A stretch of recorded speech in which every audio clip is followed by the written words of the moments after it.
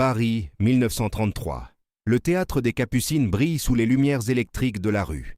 Ses affiches colorées promettant des spectacles éblouissants pour la bourgeoisie parisienne. À l'intérieur, dans une salle de répétition aux murs décrépits et au plancher qui grince, une scène extraordinaire est sur le point de se dérouler. Madame Marguerite Lenoir, professeure de chant réputée, se tient droite comme un piquet devant ses élèves. Sa robe noire impeccable, son chignon serré et ses lunettes en demi-lune incarnent la rigueur de l'enseignement classique français.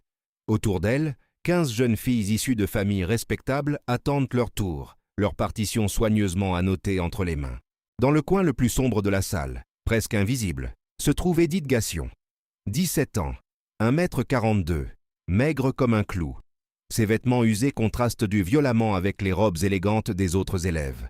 Ses cheveux noirs mal coiffés, ses ongles rongés, ses chaussures trouées racontent une histoire de pauvreté que personne dans cette salle ne peut vraiment comprendre. Madame Lenoir commence l'appel. Une par une, les élèves s'avancent pour démontrer leur technique. Chacune chante des arias classiques, du Verdi, du Puccini, du Bizet. Leurs voix sont polies, techniquement correctes, parfaitement contrôlées. Madame Lenoir hoche la tête avec approbation modérée, corrigeant ici une respiration, là une posture. Puis vient le tour d'Édith. Madame Lenoir fronce les sourcils en consultant sa liste. Cette fille n'aurait jamais dû être admise dans son cours. C'était une erreur administrative, une charité mal placée de la direction du théâtre. Une gamine des rues qui chantait dans les bistrots de Belleville pour quelques centimes. Aucune formation, aucune technique, aucun avenir dans le monde du spectacle professionnel. Édith s'avance lentement, ses jambes tremblent légèrement. Les autres élèves échangent des regards moqueurs. Certaines chuchotent derrière leurs mains gantées. Cette petite créature misérable ose se tenir sur la même scène qu'elle. Madame Lenoir soupire profondément. Elle a pris une décision. Cet enfant doit comprendre sa place dans le monde. Parfois, la cruauté est une forme de miséricorde. Mieux vaut briser ses illusions maintenant que de la laisser gaspiller des années à poursuivre un rêve impossible. La professeure se tourne vers la classe avec un sourire glacial. Elle va faire d'Édith un exemple. Une leçon pour toutes ces jeunes filles sur ce qui arrive quand on manque de discipline, de formation, de classe sociale appropriée. Madame Lenoir annonce d'une voix claire et autoritaire qu'Édith va maintenant démontrer à la classe comment il ne faut absolument pas chanter. Elle explique que cette démonstration servira d'avertissement, que le talent brut sans technique n'est que du bruit, que la passion sans formation classique n'est que du sentimentalisme vulgaire. Les élèves ricanent ouvertement maintenant. Édith sent ses joues brûler de honte. Ses mains deviennent moites. Elle connaît cette humiliation. Elle l'a vécue toute sa vie.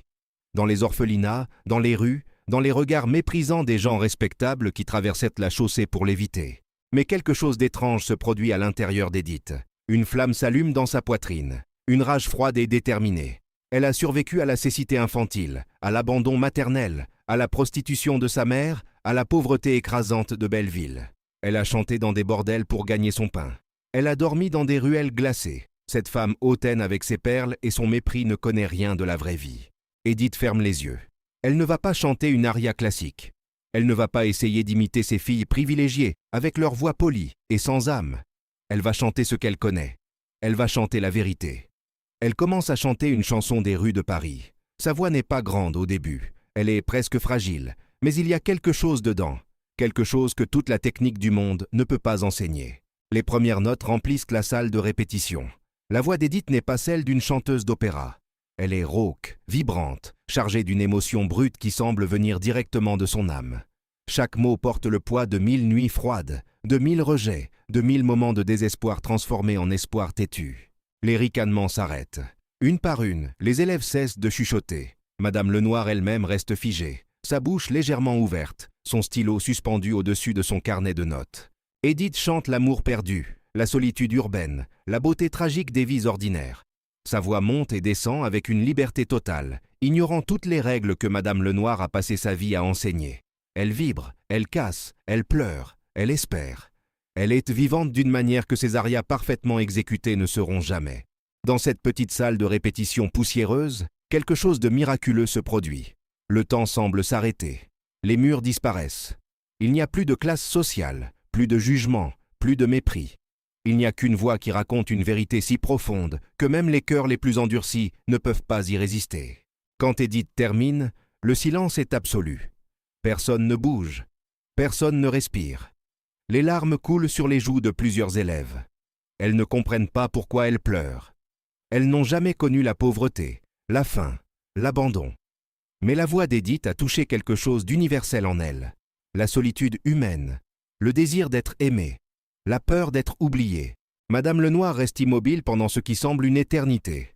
Son visage traverse une série d'expressions. La surprise, l'incrédulité, puis quelque chose qu'elle n'a pas ressenti depuis des décennies. L'humilité, la reconnaissance qu'elle vient d'assister à quelque chose qu'elle ne peut pas enseigner, qu'elle ne possède pas elle-même, qu'elle a peut-être perdu en chemin dans sa quête de perfection technique. Lentement, très lentement, Madame Lenoir commence à applaudir.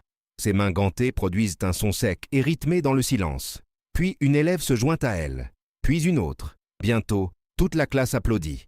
Certaines se lèvent. L'ovation grandit jusqu'à remplir la petite salle. Édith ouvre les yeux, confuse. Elle s'attendait à des moqueries, à l'humiliation, au renvoi. Au lieu de cela, elle voit des visages transformés, des yeux brillants de larmes, des sourires authentiques, du respect. Madame Lenoir s'approche d'Édith. Pour la première fois de sa carrière d'enseignante, elle ne sait pas quoi dire. Toutes ses théories, toutes ses méthodes, toutes ses certitudes viennent d'être remises en question par cette minuscule créature en haillons. La professeure pose doucement sa main sur l'épaule d'Édith. Sa voix tremble légèrement quand elle parle. Elle dit qu'elle s'est trompée, complètement trompée, qu'Édith possède quelque chose de rare, de précieux, d'irremplaçable, que sa voix n'a pas besoin d'être corrigée ou polie, qu'elle a besoin d'être protégée, nourrie, partagée avec le monde. Madame Lenoir fait alors quelque chose d'extraordinaire. Devant toute la classe, elle s'excuse. Elle reconnaît son arrogance, son aveuglement, sa cruauté. Elle admet qu'elle voulait humilier Édith pour renforcer ses propres préjugés sur ce qui constitue le vrai talent. Les semaines suivantes transforment la dynamique de la classe. Madame Lenoir devient la mentor la plus fervente d'Édith. Elle ne cherche pas à changer sa voix, mais à l'aider à la préserver. Elle lui enseigne comment respirer pour protéger ses cordes vocales, comment se tenir pour projeter sans forcer, comment choisir des chansons qui mettent en valeur son authenticité unique. Les autres élèves, initialement jalouses, commencent à comprendre. Édith ne leur prend rien. Elle leur montre une autre voie. Certaines commencent à incorporer plus d'émotions dans leurs performances, à chercher la vérité derrière les notes parfaites. Mais l'histoire ne s'arrête pas là. Madame Lenoir utilise toutes ses connexions dans le monde du spectacle parisien pour ouvrir des portes à Édith. Elle organise des auditions dans des cabarets respectables. Elle présente la jeune fille à des directeurs de théâtre, à des agents, à des compositeurs. Chaque présentation commence de la même manière. Les gens voient que cette petite créature fragile et supposent non qu'il s'agit d'une plaisanterie. Puis Édith commence à chanter. Et le monde s'arrête. En 1935, 2 ans après cette leçon de chant mémorable, Édith Gassion devient Édith Piaf. Le surnom lui vient de sa taille minuscule. Piaf signifie « moineau » en argot parisien. Un petit oiseau avec une voix immense. Sa carrière explose. Elle chante dans les plus grands cabarets de Paris, puis dans des salles de concert, puis dans des théâtres. Sa voix, cette même voix que Madame Lenoir voulait utiliser comme exemple de ce qu'il ne faut pas faire, devient la voix de la France. Madame Lenoir assiste à chaque spectacle qu'elle peut. Elle s'assoit dans l'obscurité des salles de concert, les larmes coulant librement sur son visage. Elle pense à ce jour où elle a failli détruire ce miracle par arrogance et préjugés. Les années passent. Édith Piaf devient une légende internationale. Elle chante pour des présidents, des rois, des millions de fans à travers le monde. Ses chansons deviennent des hymnes. La vie en rose. Non, je ne regrette rien. Hymne à l'amour. Chacune porte cette même authenticité brute qui a transformé une salle de répétition poussiéreuse en 1933. Mais Édith n'oublie jamais. À chaque interview, elle mentionne Madame Lenoir. Elle raconte l'histoire de la professeure qui voulait l'humilier, mais qui a eu le courage de reconnaître son erreur. Elle dit que cette leçon lui a appris quelque chose de crucial, que le vrai talent ne peut pas être brisé par le mépris, qu'il brille plus fort face à l'adversité. En 1958, Édith organise un concert spécial à l'Olympia de Paris. C'est le temple de la chanson française, la scène la plus prestigieuse du pays. Avant de commencer, elle fait quelque chose d'inattendu. Elle invite Madame Lenoir sur scène. La vieille professeure, maintenant dans ses 70 ans, monte lentement les marches.